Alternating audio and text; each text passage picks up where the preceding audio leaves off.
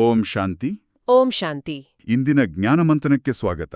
ನಾವೆಲ್ಲರೂ ಒಂದು ಕ್ಷಣ ಕಲ್ಪಿಸಿಕೊಳ್ಳೋಣ, ನಾವು ಒಂದು ಕಿರಿದಾದ ಕಡಿದಾದ ಪರ್ವತದ ಅಂಚಿನಲ್ಲಿ ನಡೀತಾ ಇದ್ದೀವಿ. ಆ ದಾರಿ ತುಂಬಾನೇ ಡೇಂಜರಸ್ ಆಗಿರುತ್ತೆ. ಹೌದು, ಡೇಂಜರಸ್. ತಲೆ ಮೇಲೆ ಅಂಚಿನವರೆಗೂ ತುಂಬಿರುವ ಒಂದು ನೀರಿನ ಮಡಕೆ ಇದೆ. ಆ ದಾರಿಯಲ್ಲಿ ನಡೆಯುವಾಗ ನಮ್ಮ ಗಮನ ಎಲ್ಲಿದೆ ಅಂತ ಸ್ವಲ್ಪ ಅಬ್ಸರ್ವ್ ಮಾಡಿ. ಒಂದು ಸಣ್ಣ ತಪ್ಪು ಹೆಜ್ಜೆ ಅಥವಾ ಲೌಕಿಕ ಆಕರ್ಷಣೆಗಳಲ್ಲಿ ಸಿಲುಕಿ ನಮ್ಗೆ ದೇಹಾಭಿಮಾನ ಬಂತು ಅಂದ್ರ ಆ ಮಡಕೆ ಬೀಳುತ್ತೆ ಅಲ್ವಾ? ಎಕ್ಸಾಕ್ಟ್ಲಿ. ನೀರು ಚೆಲ್ಲುತ್ತೆ ಅಥವಾ ನಾವೇ ಪ್ರಪಾತಕ್ಕೆ ಬೀಳಬಹುದು. ಇವತ್ತಿನ ಮುರಳಿಯಲ್ಲಿ ಶಿವಬಾಬಾ ನಮ್ಗೆ ಇದೇ ಎಚ್ಚರಿಕೆಯನ್ನ ಕೊಟ್ಟಿದ್ದಾರೆ. ಸಂಗಮ ಯುಗದಲ್ಲಿ ನಾವು 100ಕ್ಕೆ 100 ಅಕ್ಯುರೇಟ್ ಆಗಿರಬೇಕು ಅಂತ ಬಾಬಾ ಹೇಳ್ತಾರೆ. ಖಂಡಿತ.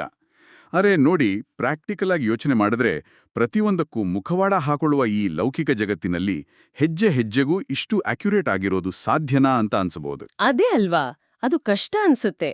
ಆದ್ರೆ ಬಾಬಾ ಹೇಳ್ಕೊಡ್ತಿರೋದು ಕೇವಲ ಲೌಕಿಕದಲ್ಲಿ ಬದುಕುಳಿಯೋ ವಿದ್ಯೆಯಲ್ಲ, ಇದು ಭವಿಷ್ಯದ ದೈವಿ ಸಾಮ್ರಾಜ್ಯವನ್ನು ಆಳುವ ವಿದ್ಯೆ. ಇದನ್ನ ಅರ್ಥ ಮಾಡ್ಕೊಳ್ಳೋಕೆ ನಾವು ಇಂದಿನ ಮುರಳಿಯ ಮುಖ್ಯ ಮಾತನ್ನ ಗಮನಿಸಬೇಕು. ಬಾಬಾ ನೇರವಾಗಿ ಹೇಳ್ತಾರೆ, ಮಧುರಾತಿ ಮಧುರ ಸೇವಾಧಾರಿ ಮಕ್ಕಳೇ, ಸೇವೆಯಲ್ಲಿ ವಿಘ್ನವಾಗುವಂತ ಯಾವುದೇ ಕಾರ್ಯ ಮಾಡಬಾರ್ದು. ಈ ಸೇವಾಧಾರಿ ಅನ್ನೋ ಪದಕ್ಕೆ ತುಂಬಾನೇ ತೂಕ ಇದೆ. ಆದ್ರೆ ವಿಘ್ನ ಮಾಡಬಾರ್ದು ಅಂದ್ರೆ ಏನು? ಕೆಲವೊಮ್ಮೆ ನಾವು ಆಫೀಸ್ನಲ್ಲಾಗ್ಲಿ ಮನೆಯಲ್ಲಾಗ್ಲಿ ಒಳ್ಳೇದಕ್ಕೆ ಅಂತ ಏನೋ ಮಾಡೋಕ್ ಹೋಗಿ ಅದು ಬೇರೆಯವ್ರಿಗೆ ಅಡ್ಡಿ ಆಗ್ಬೋದು. ಹೌದು, ನಮ್ಮ ಇಂಟೆನ್ಷನ್ ಸರಿಯಾಗಿದ್ರೂ ಪ್ರಾಬ್ಲಮ್ ಆಗುತ್ತಲ್ಲ. ಅದಕ್ಕೆ ಬಾಬಾ ಅಲ್ಲಿ ಮಧುರ ಮಕ್ಕಳು ಅಂತ ಸೇರಿಸಿರೋದು. ಏನಪ್ಪ ಅಂದ್ರೆ, ಸೇವೆ ಅನ್ನೋದು ಕೇವಲ ನಾವು ಮಾಡುವ ಫಿಸಿಕಲ್ ಕೆಲಸ ಅಲ್ಲ, ಅದು ನಮ್ಮ ಸ್ಥಿತಿ. ನಮ್ಮ ಆಂತರಿಕ ಸ್ಥಿತಿ ಮಧುರವಾಗಿದ್ದಾಗ ನಮ್ಮಿಂದ ಬರುವ ಪ್ರತಿಯೊಂದು ವೈಬ್ರೇಷನ್ ಇತರರಿಗೆ ಪ್ರೇರಣೆ ಕೊಡುತ್ತೆ. ಅಂದ್ರೆ ನಮ್ಮ ಅಹಂಕಾರ ಅಲ್ಲಿರಬಾರ್ದು. ಕರೆಕ್ಟ್. ಲೌಕಿಕದಲ್ಲಿ ನೋಡಿ, ನಾವು ಎಷ್ಟೋ ಸಲ ನಾನು ಮಾಡ್ತಿದ್ದೀನಿ ಅನ್ನೋ ಅಹಂಕಾರದಿಂದ ಆರ್ಡರ್ ಮಾಡ್ತೀವಿ, ಆಗ ಘರ್ಷಣೆ ಶುರುವಾಗತ್ತೆ. ಅದೇ ವಿಘ್ನ. ಬಾಬಾ ಹೇಳ್ತಿರೋದು, ನಿಮ್ಮ ಸಂಕಲ್ಪದಿಂದಲೂ ಯಾರಿಗೂ ತೊಂದರೆ ಆಡ್ಬಾರ್ದು ಅಂತ. ಇದು ಇಂದಿನ ಪ್ರಶ್ನೆ ಮತ್ತು ಉತ್ತರಕ್ಕೆ ನೇರವಾಗಿ ಕನೆಕ್ಟ್ ಆಗತ್ತೆ. ಇಂದಿನ ಪ್ರಶ್ನೆ ಇದೆ, ಸಂಗಮ ಯುಗದಲ್ಲಿ ನೀವು ಮಕ್ಕಳು ಬಹಳ ಅಕ್ಯುರೇಟ್ ಆಗ್ಬೇಕಾಗಿದೆ, ಯಾರು ಅಕ್ಯುರೇಟ್ ಆಗಲು ಸಾಧ್ಯ ಅಂತ. ಇದಕ್ಕೆ ಬಾಬಾ 3 ಸ್ಪಷ್ಟ ಕಂಡೀಷನ್ ಕೊಡ್ತಾರೆ. ಆ 3 ಕಂಡೀಷನ್ ತುಂಬಾನೇ ಪವರ್ಫುಲ್. ಹೌದು. ಮೊದಲನೇದು, ಯಾರು ಸತ್ಯ ತಂದೆಯ ಜೊತೆ ಸದಾ ಸತ್ಯವಾಗಿರ್ತಾರೆ, ಒಳಗೊಂದು ಹೊರಗೊಂದು ಇರೋದಿಲ್ಲವೋ. ಎರಡನೇದು, ಯಾರು ಶಿವತಂದೆಯ ವಿನಃ ಅನ್ಯ ಮಾತುಗಳಲ್ಲಿ ಹೋಗೋದಿಲ್ಲವೋ. ಮತ್ತು ಮೂರನೇದು, ಪ್ರತಿ ಹೆಜ್ಜೆಯಲ್ಲಿ ಶ್ರೀಮತದಂತೆ ನಡೆಯೋರು, ಯಾವುದೋ ತಪ್ಪು ಮಾಡೋದಿಲ್ಲವೋ ಅವರೇ ಅಕ್ಯುರೇಟ್ ಆಗ್ತಾರೆ. ನಿಜ. ಆದರೆ ಇಲ್ಲಿ ಒಂದು ದೊಡ್ಡ ಪ್ರಶ್ನೆ ಬರುತ್ತೆ. ಕಾರ್ಪೊರೇಟ್ ಜಗತ್ತಲ್ಲಿ ಅಥವಾ ಸಮಾಜದಲ್ಲಿ ನಾವು ಒಳಗಿದ್ದನ್ನೇ ಹೊರಗೆ ಹೇಳಿದ್ರೆ, 100% ಟ್ರಾನ್ಸ್ಪರೆಂಟ್ ಆಗಿದ್ರೆ ನಮ್ ಕೆಲ್ಸನೇ ಹೋಗ್ಬೋದಲ್ವಾ? ಹೌದು. ಆಧ್ಯಾತ್ಮಿಕ ಸತ್ಯತೆಗೂ ಲೌಕಿಕ ಸರ್ವೈವಲ್ಗೂ ಬ್ಯಾಲೆನ್ಸ್ ಹೇಗ್ ಮಾಡೋದು? ಇದು ನಾವೆಲ್ಲರೂ ಫೇಸ್ ಮಾಡುವ ಪ್ರಾಯೋಗಿಕ ಸವಾಲು. ಲೌಕಿಕದಲ್ಲಿ ನಾವು ಮುಖವಾಡ ಹಾಕ್ಕೊಳ್ಳೋದನ್ನೇ ಜಾಣತನ ಅಂದ್ಕೊಂಡಿದ್ದೀವಿ. ಆದರೆ ಮೆಂಟಲ್ ಹೆಲ್ತ್ ದೃಷ್ಟಿಯಿಂದ ಯೋಚನೆ ಮಾಡಿ, ನಾವು ಎಷ್ಟು ಮುಖವಾಡಗಳನ್ನು ಹಾಕಿಕೊಳ್ತೀವೋ ಅಷ್ಟು ಎನರ್ಜಿ ಅದನ್ನು ಮೇಂಟೈನ್ ಮಾಡೋಕೆ ಖರ್ಚಾಗುತ್ತೆ. ಓಹೋ, ಎನರ್ಜಿ ಡ್ರೈನ್ ಆಗತ್ತೆ. ಖಂಡಿತ. ಒಳಗೊಂದು ಹೊರಗೊಂದು ಇಟ್ಕೊಂಡಾಗ ನಮ್ಮ ಆಂತರಿಕ ಶಕ್ತಿ ಕುಸಿಯುತ್ತೆ. ಸತ್ಯ ತಂದೆಯೊಂದಿಗೆ ಸತ್ಯವಾಗಿರೋದು ಅಂದ್ರೆ ನಾವು ಹೊರಗಡೆ ರೂಢಾಗಿ ಮಾತಾಡಬೇಕು ಅಂತಲ್ಲ, ನಮ್ಮ ಇಂಟೆನ್ಷನ್ ಕ್ಲೀನ್ ಆಗಿರ್ಬೇಕು. ಅಂದ್ರೆ ಬಾಬಾನ ಮುಂದೆ ಕುಳಿತಾಗ ನಾವು ಟ್ರಾನ್ಸ್ಪರೆಂಟ್ ಆಗಿರ್ಬೇಕು. ಹೌದು. ಬಾಬಾ ನನ್ನೊಳಗೆ ಈ ವಿಕಾರ ಇದೆ, ನಾನು ಹೀಗೆ ಇದ್ದೀನಿ ಅಂತ ಒಪ್ಕೊಳ್ಳುವ ಪ್ರಾಮಾಣಿಕತೆ ಇರಬೇಕು. ಈ ಪುರುಷಾರ್ಥ ಮಾಡೋದ್ರಿಂದ ನಮ್ಮ ಆತ್ಮದ ಯೋಗಾಗ್ನಿ ಪ್ರಜ್ವಲಿಸುತ್ತೆ. ಅಂದ್ರೆ ಈ ಮುಖವಾಡಗಳನ್ನ ಕಳ್ಚಿಡೋದು ನಮ್ಮನ್ನ ನಾವು ಹಗುರ ಮಾಡ್ಕೊಳ್ಳೋಕೆ. ಆದ್ರೆ ಅನ್ಯರ ಮಾತು ಕೇಳಬಾರ್ದು ಅಂತ ಬಾಬಾ ಯಾಕಷ್ಟು ಸ್ಟ್ರಿಕ್ಟ್ ಆಗಿ ಹೇಳ್ತಾರೆ? ನಾವು ಸಮಾಜದಲ್ಲಿದ್ದ ಮೇಲೆ ಬೇರೆಯವ್ರ ಮಾತು ಕೇಳಲೇಬೇಕಲ್ವಾ? ಕೇಳಬೇಕು, ಆದ್ರೆ ಪ್ರಭಾವಕ್ಕೆ ಒಳಗಾಗಬಾರದು. ಯಾಕೆಂದ್ರೆ ನೀವು ಯಾವಾಗ ಲೌಕಿಕದ ಮಾತುಗಳ ಪ್ರಭಾವಕ್ಕೆ ಒಳಗಾಗ್ತಿರೋ ಆಗ ನಿಮ್ಮ ಗಮನ ವಿಚಲಿತವಾಗುತ್ತೆ. ಆ ಯಾತ್ರಿಕನ ಮಡಕೆಯ ನೀರು ಚೆಲ್ಲಿದ್ದಂತೆ ಆಗುತ್ತೆ. ಜಗತ್ತು ನಮ್ಮನ್ನ ಜಡ್ಜ್ ಮಾಡುತ್ತೆ. ಎಕ್ಸಾಕ್ಟ್ಲಿ. ಜಗತ್ತು ದಾರಿ ತಪ್ಪಿಸುತ್ತೆ. ಆದ್ರೆ ನೀವು ಶ್ರೀಮತದ ಮೇಲೆ ನಡೆದಾಗ ಆ ಜವಾಬ್ದಾರಿ ಬಾಬಾ ಮೇಲಿರುತ್ತೆ. ಬಾಬಾ ಹೇಳ್ಕೊಡ್ತಿರೋದು 21 ಜನ್ಮಗಳಿಗಾಗಿ ಬೇಹದ್ದಿನ ಆಸ್ತಿ ಪಡೆಯುವ ಗುಟ್ಟು. ಈ ಬೇಹದ್ದಿನ ಆಸ್ತಿ, ಇದನ್ನ ನಾವು ಹೇಗೆ ಅರ್ಥ ಮಾಡ್ಕೊಳ್ಳೋದು? ಯಾಕೆಂದ್ರೆ ನಾವೇನ್ ಮಾಡ್ತೀವಿ, ನಾಳೆ ಸ್ಟಾಕ್ ಮಾರ್ಕೆಟ್ ಏನಾಗುತ್ತೆ ಅಥವಾ ಪ್ರಮೋಷನ್ ಸಿಗುತ್ತಾ ಇಲ್ವಾ ಅನ್ನೋ ತಾತ್ಕಾಲಿಕ ಸಂಪತ್ತಿನ ಹಿಂದೆ ಓಡ್ತೀವಿ. ಆ 21 ಜನ್ಮಗಳ ಫೀಲ್ ನಮಗೆ ಬರೋದೇ ಇಲ್ವಲ್ಲ? ಇದನ್ನೇ ಬಾಬಾ ತಮೋಪ್ರಧಾನ ಬುದ್ಧಿ ಅಂತಾರೆ. ಮಾಯೆ ನಮ್ಮ ಬುದ್ಧಿಯನ್ನ ಮಂಕು ಮಾಡುತ್ತೆ. ಬಾಬಾ ಸ್ಪಷ್ಟವಾಗಿ ವಿವರಿಸ್ತಾರೆ, ಯಾರು ಸತ್ಯಯುಗ ಮತ್ತು ತ್ರೇತಾಯುಗದಲ್ಲಿ ಅಂದ್ರೆ ನಿಜವಾದ ಸ್ವರ್ಗದಲ್ಲಿ ಮೊದಲೇ ಬರ್ತಾರೋ ಅವರು ಮಾತ್ರ ಈ ಹೊಸ ಪ್ರಪಂಚದ ಸಂಪೂರ್ಣ ಸುಖ ಅನುಭವಿಸ್ತಾರೆ. ಲೇಟಾಗಿ ಬರೋರು. ಅವರು ರಾವಣ ರಾಜ್ಯದಲ್ಲಿ ಬರ್ತಾರೆ. ಅಂದ್ರೆ ಜ್ಞಾನವನ್ನ ಲೇಟಾಗಿ ಅರ್ಥ ಮಾಡಿಕೊಳ್ಳೋರ್ಗ ಸಿಗೋದು ಕೇವಲ ಅಲ್ಪ ಸ್ವಲ್ಪ ಸುಖ. ಅಂದ್ರೆ ನಾವೀಗ ಶ್ರೀಮತವನ್ನ ಬಿಟ್ಟು ಮನಸ್ಸಿಗೆ ಬಂದ ಹಾಗೆ ನಡೆದ್ರೆ ಭವಿಷ್ಯದಲ್ಲಿ ಕೇವಲ ಸಾಧಾರಣ ಪ್ರಜೆ ಆಗ್ತೀವಿ ಅನ್ನೋ ವಾರ್ನಿಂಗ್ ಇದು. ನಿಖರವಾಗಿ ನಮ್ಗೆ ಸಿಕ್ತಿರೋ ಈ ಆಸ್ತಿ ಬರೀ ಚಿನ್ನ ಬೆಳ್ಳಿ ಅಲ್ಲ, ಅದು ದೈವಿ ಗುಣಗಳ, ಶಾಂತಿ ಮತ್ತು ಅತೀಂದ್ರಿಯ ಸುಖದ ಆಸ್ತಿ. ಭೌತಿಕ ಪ್ರಪಂಚದ ಸಂಪತ್ತು ನಾಳೆನೇ ನಾಶವಾಗ್ಬೋದು. ಹೌದು, ನಾಶವಾಗ್ಬೋದು. ಆದ್ರೆ ನಾವು ಇಲ್ಲಿ ಗಳಿಸುವ ಜ್ಞಾನ ಮತ್ತು ಪವಿತ್ರತೆಯ ಸಂಸ್ಕಾರ ನಮ್ಮ ಜೊತೆ ಜನ್ಮ ಜನ್ಮಾಂತರಕ್ಕೂ ಬರುತ್ತೆ. ಈ ಗುರಿ ನಮ್ಮ ಕಣ್ಣು ಮುಂದಿದ್ದಾಗ ಮಾತ್ರ ನಾವು ಈ ತಾತ್ಕಾಲಿಕ ಆಕರ್ಷಣೆಗಳಿಂದ ಆಚೆ ಬರೋಕೆ ಸಾಧ್ಯ. ಈ ಮಾತಿಂದ ನನಗೊಂದು ಪಾಯಿಂಟ್ ನೆನಪಾಗ್ತಿದೆ. ಬಾಬಾ ಹೇಳ್ತಾರೆ, ಪ್ರದರ್ಶನಗಳಲ್ಲಿ, ಕಾರ್ಡ್ಗಳಲ್ಲಿ ಶ್ರೇಷ್ಠಾತಿ ಶ್ರೇಷ್ಠ ಬೇಹದ್ದಿನ ತಂದೆಯ ಖುಷಿಯ ಸಂದೇಶ ಅಂತ ಅತ್ಯಂತ ಸ್ಪಷ್ಟವಾಗಿ ಮುದ್ರಿಸಿ ಹಂಚಬೇಕು ಅಂತ. ದೊಡ್ಡ ಅಕ್ಷರಗಳಲ್ಲಿ ಮುದ್ರಿಸಬೇಕು ಅಂತ ಬಾಬಾ ಹೇಳಿದ್ದಾರೆ. ಹೌದು, ಬ್ರಹ್ಮಕುಮಾರ ಕುಮಾರಿಯರು ಕಲಿಯುಗಿ ಪತಿತ ಪ್ರಪಂಚವನ್ನ ಸತ್ಯಯುಗಿ ಪಾವನ ಪ್ರಪಂಚ ಮಾಡ್ತಿದ್ದಾರೆ ಅಂತ ಜಗತ್ತಿಗೆ ತಿಳಿಸ್ಬೇಕು. ಆದ್ರೆ ಇಲ್ಲಿ ಒಂದು ಇಂಟ್ರೆಸ್ಟಿಂಗ್ ಅಬ್ಸರ್ವೇಷನ್ ಇದೆ. ಲೌಕಿಕ ಜಗತ್ತಿನಲ್ಲಿ ಯಾವುದೇ ಬೃಹತ್ ಕಾರ್ಯ ನಡಿಬೇಕು ಅಂದ್ರೆ NGOಗಳು ಡೊನೇಷನ್ ಕೇಳ್ತಾರೆ, ಚಾರಿಟಿ ಮಾಡ್ತಾರೆ. ಹೌದು, ಫಂಡ್ ರೈಸಿಂಗ್ ಮಾಡ್ತಾರೆ. ಕರೆಕ್ಟ್. ಆದ್ರೆ ನಾವು ಇಡೀ ವಿಶ್ವವನ್ನೇ ಪರಿವರ್ತನೆ ಮಾಡುವ ಇಷ್ಟು ದೊಡ್ಡ ಕೆಲಸ ಮಾಡ್ತಿದ್ರು ನಾವ್ಯಾಕೆ ಯಾರ್ ಬಳಿಯೂ ದೇಣಿಗೆ ಕೇಳಲ್ಲ? ಇದು ತುಂಬಾನೇ ಡಿಫ್ರೆಂಟ್ ಅಲ್ವಾ? ಇದರ ಹಿಂದಿರೋ ರಹಸ್ಯ ತುಂಬಾನೇ ಆಳವಾಗಿದೆ. ಜಗತ್ತಿನ ಕಾರ್ಯಗಳು ಬೇರೆಯವರ ಮೇಲೆ ಡಿಪೆಂಡ್ ಆಗಿರುತ್ತೆ. ಆದರೆ ಬಾಬಾ ಸ್ಪಷ್ಟಪಡಿಸ್ತಾರೆ, ನಾವು ಈ ದೈವಿ ರಾಜಧಾನಿಯನ್ನ ಸ್ಥಾಪನೆ ಮಾಡ್ತಿರೋದು ಬೇರೆಯವರ ಭಿಕ್ಷೆಯಿಂದ ಅಥವಾ ದೇಣಿಗೆಯಿಂದ ಅಲ್ಲ. ಓಹೋ, ನಾವು ನಮ್ಮ ಸ್ವಂತ ತನು ಮನ ಧನದಿಂದ ಈ ಈಶ್ವರಿಯ ಕಾರ್ಯ ಮಾಡ್ತಿದ್ದೀವಿ. ಅಂದ್ರೆ ಲೈಕ್ ಒಂದು ಬೂಟ್ ಸ್ಟಾರ್ಟಪ್ ತರ ನಾವೇ ಕಷ್ಟಪಟ್ಟು ಇನ್ವೆಸ್ಟ್ ಮಾಡ್ತೀವಿ, ನಾವೇ ಆ ಕಂಪ್ನಿಗೆ ಓನರ್ ಆಗ್ತೀವಿ. ಆ ಆತ್ಮಕ್ಕೆ ಈ ಆಸ್ತಿ ಸಿಗುವುದು. ಬೇರೆಯವರ ದುಡ್ಡಲ್ಲಿ ನಾವು ರಾಜರಾಗೋಕ್ಕಾಗಲ್ಲ. ಖಂಡಿತ ಆಗಲ್ಲ. ಬಾಬಾ ಹೇಳ್ತಾರೆ, ಭಿಕ್ಷೆ ಬೇಡಿ ಯಾರೂ ಮಹಾರಾಜರಾಗೋಕೆ ಸಾಧ್ಯವೇ ಇಲ್ಲ. ನಾವು ದಾನಿಗಳ ಮಕ್ಕಳಲ್ಲ, ನಾವು ಜ್ಞಾನಸಾಗರನ ಸರ್ವಶಕ್ತಿವಂತನ ಮಕ್ಕಳು ಅನ್ನೋ ರಾಜಯೋಗದ ನಶೆ ನಮ್ಮಲ್ಲಿ ಸದಾ ಇರಬೇಕು. ಭಿಕ್ಷೆ ಬೇಡಿ ಯಾರೂ ಮಹಾರಾಜರಾಗಲ್ಲ. ಈ ಮಾತು ಮನಸ್ಸಿನಲ್ಲಿ ಅಚ್ಚಳಿಯದೆ ಉಳಿಯುವಂಥದ್ದು. ಈಗ ಇದೇ ಜ್ಞಾನದ ಮತ್ತೊಂದು ಮುಖವನ್ನ ನೋಡೋಣ. ಒಂದು ಕಡೆ ದೈವಿ ಪ್ರಪಂಚದ ಸ್ಥಾಪನೆ ನಡೀತಿದ್ರೆ ಮತ್ತೊಂದು ಕಡೆ ವಿನಾಶದ ಭೀಕರತೆ ಬಗ್ಗೆಯೂ ಬಾಬಾ ಎಚ್ಚರಿಸಿದ್ದಾರೆ. ಹೌದು, ಮಹಾಭಾರತ ಯುದ್ಧದ ಬಗ್ಗೆ. ಇದೇ ಮಹಾಭಾರತ ಯುದ್ಧ. ಅಣುಬಾಂಬುಗಳು ತಯಾರಾಗ್ತಿದ್ವೆ. ಪ್ರಾಕೃತಿಕ ವಿಕೋಪಗಳು ಅಂದ್ರೆ ಮಳೆ, ಬಿರುಗಾಳಿ, ಬಿಸಿಲು ತಮ್ಮ ತಮೋಪ್ರಧಾನ ರೂಪವನ್ನ ತೋರಿಸ್ಲಿವೆ. ಇಂಥ ಭಯಾನಕ ನ್ಯೂಸ್ ನೋಡಿದಾಗ ಲೌಕಿಕ ಜಗತ್ತಿನ ಜನರಿಗೆ ಭಯ ಶುರುವಾಗುತ್ತೆ, ಪ್ಯಾನಿಕ್ ಆಗ್ತಾರೆ. ಆದ್ರೆ ಆಧ್ಯಾತ್ಮಿಕ ಸಾಧಕರಾಗಿ ನಾವು ಇದನ್ನ ಹೇಗೆ ನೋಡಬೇಕು? ಲೌಕಿಕ ಬುದ್ಧಿಗೆ ವಿನಾಶ ಅಂದ್ರೆ ಸಾವು, ಅಂತ್ಯ, ಎಲ್ಲವೂ ಮುಗಿತು ಅನ್ನೋ ಭೀತಿ. ಆದರೆ ಆಧ್ಯಾತ್ಮಿಕ ದೃಷ್ಟಿಕೋನದಲ್ಲಿ ವಿನಾಶ ಅಂದ್ರೆ ಅಂತಿಮ ಶುದ್ಧೀಕರಣದ ಪ್ರಕ್ರಿಯೆ. ಶುದ್ಧೀಕರಣ? ಹೌದು. ಬಾಬಾ ಇದನ್ನ ಬಹಳ ಲಾಜಿಕಲ್ ಆಗಿ ವಿವರಿಸ್ತಾರೆ. ಪ್ರಕೃತಿಯ 5 ತತ್ವಗಳು ಈಗ ಸಂಪೂರ್ಣವಾಗಿ ತಮೋಪ್ರಧಾನ ಆಗಿವೆ. ಅಂದ್ರೆ ಅವುಗಳ ಎನರ್ಜಿ ಕರಪ್ಟ್ ಆಗಿದೆ. ಮನುಷ್ಯನ ಅತಿಯಾದ ಆಸೆ, ವಿಕಾರಿ ಯೋಚನೆಗಳು, ಸ್ವಾರ್ಥ ಇವೆಲ್ಲವೂ ಸೇರಿ ಪ್ರಕೃತಿಯ ಬ್ಯಾಲೆನ್ಸನ್ನೇ ಹಾಳ್ಮಾಡಿವೆ. ಎಲ್ಲವೂ ಕಲುಷಿತವಾಗಿದೆ.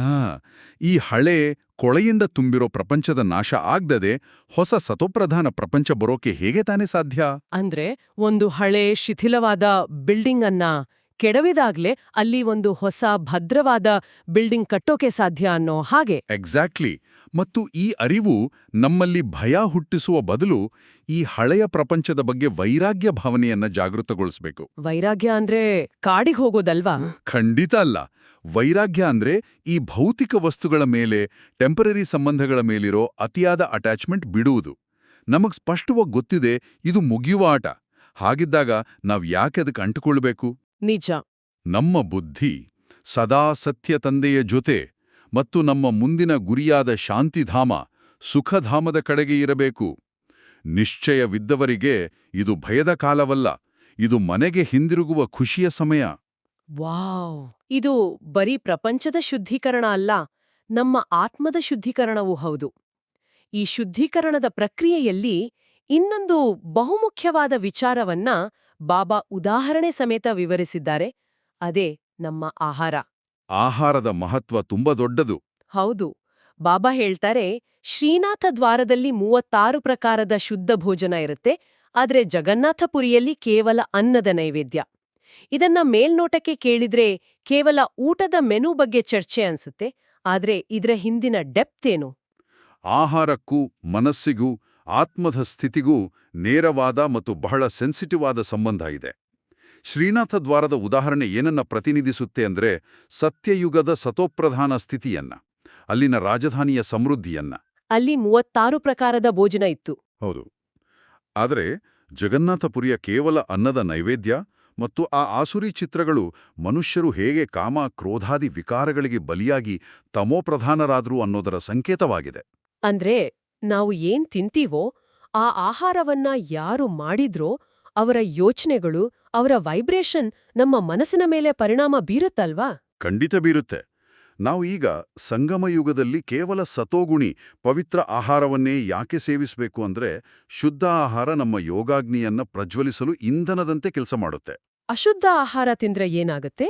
ನೀವು ಹೊರಗಡೆ ಅಶುದ್ಧವಾದ ಯಾರದೋ ವಿಕಾರಿ ಯೋಚನೆಗಳಿಂದ ತಯಾರಾದ ಆಹಾರ ತಿಂದ್ರೆ ಆ ನೆಗೆಟಿವ್ ಎನರ್ಜಿ ನಿಮ್ಮ ಮನಸ್ಸಿಗೆ ಸೇರುತ್ತೆ. ಆಗ ಬಾಬಾನ ನೆನಪು ಮಾಡೋಕೆ ಕಷ್ಟ ಆಗತ್ತೆ, ದೇಹಾಭಿಮಾನ ಹೆಚ್ಚಾಗತ್ತೆ. ಅದಕ್ಕೆ ಬಾಬಾನ ನೆನಪಿನಲ್ಲಿ ತಯಾರಿಸಿದ ಊಟವೇ ಆತ್ಮಕ್ಕೆ ನೈಜ ಶಕ್ತಿ. ಇದು ನಮ್ಗೆ ಡೈಲಿ ಲೈಫ್ನಲ್ಲಿ ತುಂಬಾ ಪ್ರಾಕ್ಟಿಕಲ್ ಪಾಠ. ನಮ್ಮ ಫಿಸಿಕಲ್ ಡಯಟ್ ಜೊತೆಗೆ ಸ್ಪಿರಿಚುವಲ್ ಡಯಟ್ ಬಗ್ಗೆನೂ ನಾವು ಗಮನ ಹರಿಸ್ಬೇಕು.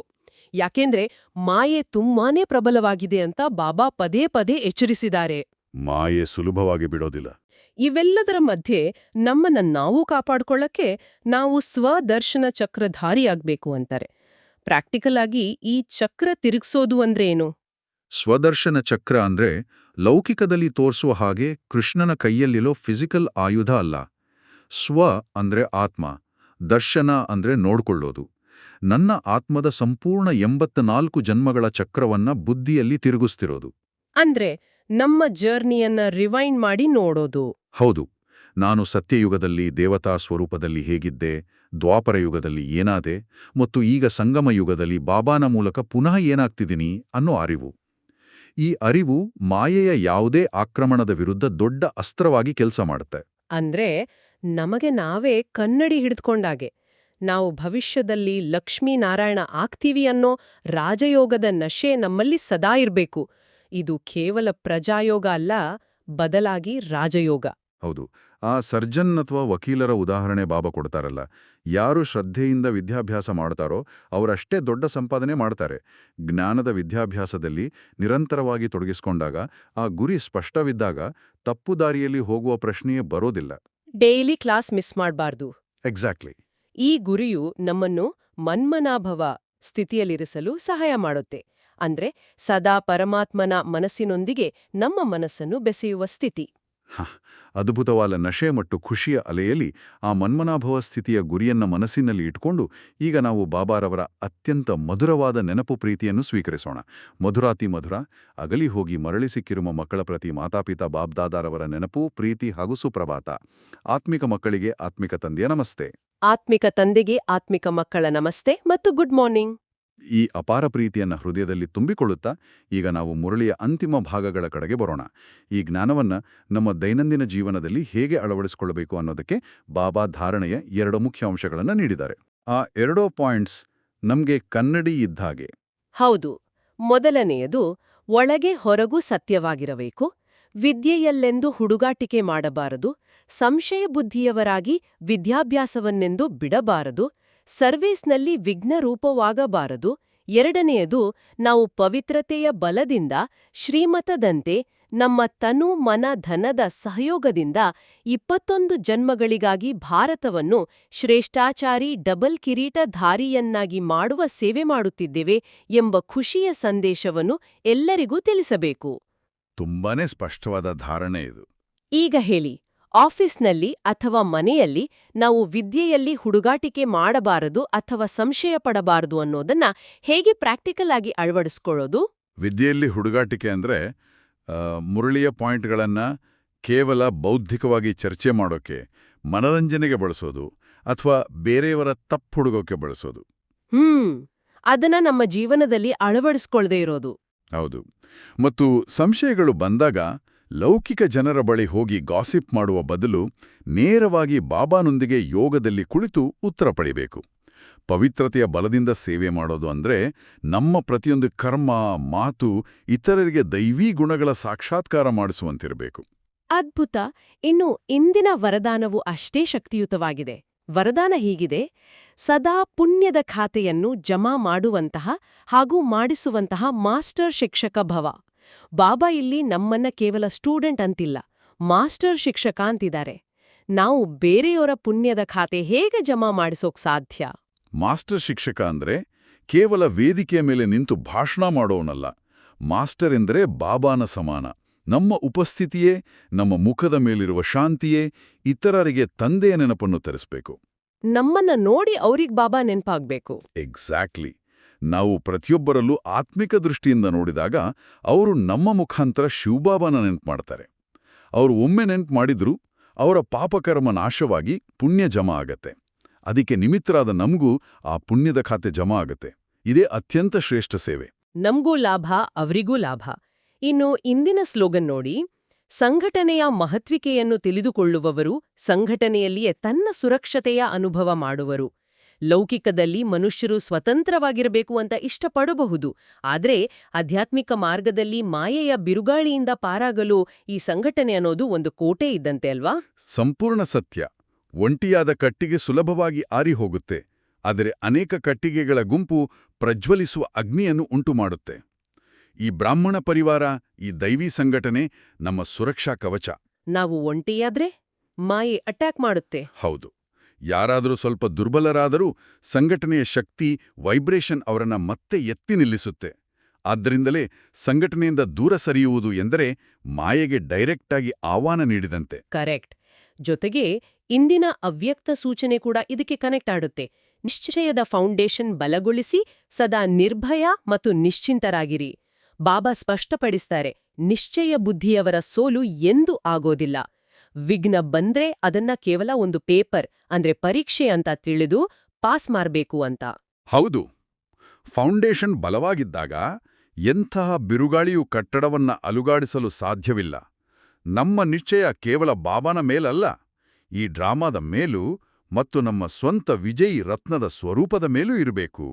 ವಿಘ್ನಗಳು ನಮ್ಮನ್ನ ಹೆದರಿಸಲು ಬರೋದಿಲ್ಲ. ಖಂಡಿತ ಇಲ್ಲ. ಅವು ನಮ್ಮನ್ನ ಮತ್ತಷ್ಟು ಸ್ಟ್ರಾಂಗ್ ಮಾಡಲು ಬರುವ ಪರೀಕ್ಷೆಗಳು ಅಷ್ಟೇ. ಇಷ್ಟು ಗಹನವಾದ ವಿಚಾರಗಳನ್ನ ಮುಖವಾಡ ಕಳಚುವುದು, ವಿನಾಶದ ನಡುವೆ ವೈರಾಗ್ಯ ಮತ್ತು ಸಂಘಟನೆಯ ಕೋಟೆ ಇವೆಲ್ಲವನ್ನ ಕೇಳಿದ್ಮೇಲೆ ಈ ಎಲ್ಲ ಅಮೂಲ್ಯ ರತ್ನಗಳನ್ನ ಕೇವಲ ಬುದ್ಧಿಯಲ್ಲಿಟ್ಕೊಳ್ಳದೆ ನಮ್ಮ ಅಂತರಾಳದಲ್ಲಿ ಇಳಿಸ್ಕೊಳ್ಳೋಣ. ಬನ್ನಿ, ಒಂದು ಸಣ್ಣ ಮಾರ್ಗದರ್ಶಿ ಧ್ಯಾನದ ಮೂಲಕ ಈ ಸ್ಥಿತಿಯನ್ನ ಅನುಭವಿಸೋಣ. ಈಗ ನಮ್ಮ ಸುತ್ತಲಿನ ಎಲ್ಲಾ ಗದ್ದಲಗಳಿಂದ, ಲೌಕಿಕ ಯೋಚನೆಗಳಿಂದ ನಮ್ಮ ಗಮನವನ್ನ ಸಂಪೂರ್ಣವಾಗಿ ಹಿಂದಕ್ಕೆ ಎಳೆದುಕೊಳ್ಳೋಣ. ನನ್ನ ಮನಸ್ಸು ಸಂಪೂರ್ಣ ಶಾಂತವಾಗಿದೆ. ನಾನು ಭ್ರುಕುಟಿಯ ಮಧ್ಯದಲ್ಲಿ ವಿರಾಜಮಾನವಾಗಿರುವ ಒಂದು ಹೊಳೆಯುವ ಚೈತನ್ಯ ನಕ್ಷತ್ರ. ನಾನು ಪವಿತ್ರ ಆತ್ಮ. ನನ್ನ ಕಣ್ಣು ಮುಂದೆ ಯಾವುದೇ ಲೌಕಿಕ ಮುಖವಾಡಗಳಿಲ್ಲ. ನಾನು ಸಂಪೂರ್ಣ ಸತ್ಯ, ಸಂಪೂರ್ಣ ಪಾರದರ್ಶಕ. ನನ್ನ ದೃಷ್ಟಿ ಮೇಲಕ್ಕೆ ಶಾಂತಿಧಾಮದ ಕಡೆಗೆ ಹರಿಯುತ್ತಿದೆ. ಅಲ್ಲಿ ಸರ್ವಶಕ್ತಿವಂತ ನನ್ನ ಮಧುರ ತಂದೆ ಶಿವಬಾಬಾ ದಿವ್ಯ ಪ್ರಕಾಶದ ರೂಪದಲ್ಲಿ ಬೆಳಗುತ್ತಿದ್ದಾರೆ. ಬಾಬಾರವರಿಂದ ಶುದ್ಧತೆಯ, ಪವಿತ್ರತೆಯ ಕಿರಣಗಳು ನೇರವಾಗಿ ನನ್ನ ಮೇಲೆ ಬೀಳುತ್ತಿವೆ. ನನ್ನ ಯೋಗಾಗ್ನಿ ಪ್ರಜ್ವಲಿಸುತ್ತಿದೆ. ಹಳೆಯ ವಿಕಾರಗಳೆಲ್ಲವೂ ಭಸ್ಮವಾಗುತ್ತಿವೆ. ನಾನು ಮಾಸ್ಟರ್ ಶಿಕ್ಷಕ. ನನ್ನ ಪ್ರತಿಯೊಂದು ಸಂಕಲ್ಪವೂ ಶುದ್ಧವಾಗಿದೆ, ಸತ್ಯವಾಗಿದೆ. ನನ್ನ ಉಪಸ್ಥಿತಿಯೇ ಇತರರಿಗೆ ಶಾಂತಿ ನೀಡುತ್ತಿದೆ. ಬಾಬಾನ ದಿವ್ಯ ಛತ್ರಛಾಯೆಯ ಕೆಳಗೆ, ಈ ಪವಿತ್ರ ಬ್ರಾಹ್ಮಣ ಸಂಘಟನೆಯ ಕೋಟೆಯೊಳಗೆ ನಾನು ಸಂಪೂರ್ಣ ಸುರಕ್ಷಿತ. ನನ್ನ ನಿಶ್ಚಯದ ಅಡಿಪಾಯ ವಜ್ರದಷ್ಟು ಕಠಿಣವಾಗಿದೆ. ಎಂಥದೇ ಪೇಪರ್, ಪರೀಕ್ಷೆ ಬಂದರೂ ನಾನು ನಿರ್ಭೀತ, ನಾನು ನಿಶ್ಚಿಂತ. ಕಾರಣ, ಸ್ವಯಂ ಭಗವಂತನೇ ನನ್ನ ಜೊತೆಯಲ್ಲಿದ್ದಾನೆ. ನಾನು ವಿಜಯೀ ರತ್ನ. ನಾನು ಸದಾ ಆಕ್ಯುರೇಟ್ ಹೆಜ್ಜೆ ಇಡುತ್ತಿರುವ ಸತ್ಯ ತಂದೆಯ ಸತ್ಯ ಮಗು. ಈ ಅದ್ಭುತ ನಶೆಯಲ್ಲಿ, ಈ ಮನ್ಮನಾಭವ ಸ್ಥಿತಿಯಲ್ಲಿ ಸದಾ ನೆಲೆಸಿರೋಣ. ಎಂತಹ ಅದ್ಭುತವಾದ, ಶಕ್ತಿಯುತವಾದ ಮತ್ತು ಶಾಂತಿದಾಯಕವಾದ ಅನುಭವ ಇದು. ಈ ದಿನಪೂರ್ತಿ ಇದೇ ಸ್ವಮಾನದಲ್ಲಿ ನಾವೆಲ್ಲರೂ ಇರೋಣ. ಇಂದಿನ ಸಂಭಾಷಣೆಯನ್ನು ಮುಕ್ತಾಯಗೊಳಿಸುವ ಮುನ್ನ ಒಂದು ಚಿಂತನೆಗಾಗಿ ಪ್ರಶ್ನೆಯನ್ನು ಎಲ್ಲರ ಮುಂದಿಡ್ತಿದ್ದೇನೆ. ಇಂದು ನಾವು ಕೆಲಸದಲ್ಲಿರುವಾಗ ಅಥವಾ ಮನೆಯಲ್ಲಿ ಇರುವಾಗ ಮಾಯೆಯು ಯಾವುದಾದರೂ ರೂಪದಲ್ಲಿ ಯಾವುದಾದರೂ ಮುಖವಾಡ ಹಾಕಿಕೊಳ್ಳುವಂತೆ ನಮ್ಮನ್ನು ಪ್ರೇರೇಪಿಸಬಹುದು. ಅಂತಹ ಪೇಪರ್ ಅಥವಾ ಪರೀಕ್ಷೆಯನ್ನು ತರಬಹುದು. ಆ ಕ್ಷಣದಲ್ಲಿ ನಮ್ಮ ಆಂತರಿಕ ನಿಶ್ಚಯದ ಫೌಂಡೇಶನ್ ಅನ್ನು ಬಳಸಿ ಆ ಪರೀಕ್ಷೆಯನ್ನು ಹೆದರದೆ, ಯಾವುದೇ ಡಿಪ್ಲೊಮಸಿ ಇಲ್ಲದೆ ಅತ್ಯಂತ ಧೈರ್ಯದಿಂದ ಮತ್ತು 100% ಸತ್ಯತೆಯೊಂದಿಗೆ ಎದುರಿಸುವುದು ಹೇಗೆ ಎಂಬುದನ್ನು ಇಂದು ಆಳವಾಗಿ ಚಿಂತನೆ ಮಾಡೋಣ. ಆ ನೀರಿನ ಮಡಕೆ ನಮ್ಮ ತಲೆಯ ಮೇಲಿದೆ ಅನ್ನೋದನ್ನ ಮರೆಯದಿರಿ. ಸದಾ ಶಿವಬಾಬಾರವರ ಆ ಮಧುರ ನೆನಪಿನಲ್ಲಿ, ಆ ಪ್ರೀತಿಯ ಮನ್ಮನಾಭವ ಸ್ಥಿತಿಯಲ್ಲಿರೋಣ. ಈ ಜ್ಞಾನದ ಮಡಕೆಯನ್ನು ಅತ್ಯಂತ ಜಾಗರೂಕತೆಯಿಂದ ಹೊತ್ತು ಹೆಜ್ಜೆ ಹೆಜ್ಜೆಗೂ ಶ್ರೀಮತದಂತೆ ನಡೆಯೋಣ. ಇಂದಿನ ದಿನವಿಡೀ ನಾವು ಚರ್ಚಿಸಿದ ಈ ಅವ್ಯಕ್ತ ಸ್ಥಿತಿಯನ್ನು ಅನುಭವಿಸಲು ಪ್ರಯತ್ನಿಸೋಣ ಮತ್ತು ಬಾಬಾರವರ ವರದಾನದ ಹಸ್ತ ಸದಾ ನಮ್ಮ ತಲೆಯ ಮೇಲಿದೆ ಎಂಬ ಸ್ಮೃತಿಯಲ್ಲಿರೋಣ. ನಿಜ, ಇಂದಿನ ಈ ಚರ್ಚೆ ಎಲ್ಲರ ಆಧ್ಯಾತ್ಮಿಕ ಪಯಣಕ್ಕೆ ಸಹಕಾರಿಯಾಗಿದೆ ಎಂದು ನಾವು ನಂಬುತ್ತೇವೆ. ಎಲ್ಲರಿಗೂ ಈ ನಮ್ಮ ಮಾತುಕತೆ ಇಷ್ಟವಾದಲ್ಲಿ ದಯವಿಟ್ಟು ಈ ಜ್ಞಾನದ ಅಮೃತವನ್ನು ತಮ್ಮ ಆತ್ಮೀಯರಿಗೂ ಶೇರ್ ಮಾಡಿ. ಹೌದು, ಮತ್ತು ಇಂತಹ ದೈನಂದಿನ ಮುರಳಿ ಮಂಥನಕ್ಕಾಗಿ ನಮ್ಮ ಶಿವವಾಣಿ ಚಾನೆಲ್ ಅನ್ನು ಸಬ್ಸ್ಕ್ರೈಬ್ ಮಾಡಲು ಮರೆಯಬೇಡಿ. ಹಾಗಾದರೆ ನಾಳೆ ಮತ್ತೆ ಭೇಟಿಯಾಗೋಣ. ಅಲ್ಲಿಯವರೆಗೆ ಬಾಬಾರವರ ಸಿಹಿ ನೆನಪಿನಲ್ಲಿರಿ. ಓಂ ಶಾಂತಿ. ಓಂ ಶಾಂತಿ. ಓಂ ಶಾಂತಿ.